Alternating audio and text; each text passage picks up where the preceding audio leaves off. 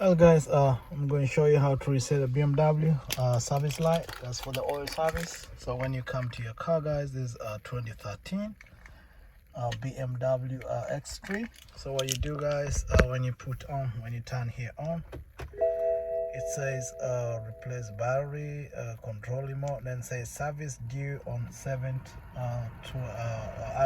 July 2013. Now it's past July, so what we're gonna do guys is simple. So I'll just turn my car just like you're starting the car on, like you want to start it on, the way it is. It shows engine lights and some lights there. So what you do guys, you come right here, you make sure guys, this thing in between here, make sure this is just clear like that, and then down there is the mileage. So what you do, you hold here, you just hold for just like that, that shows up, and then you move around. There's a brake fluid service, it needs that.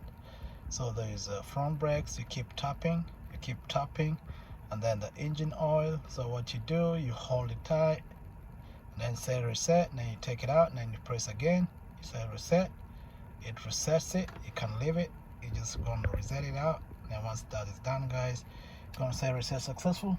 So next oil service will be in 2025, and that's how you do it guys. Have a nice one. All right.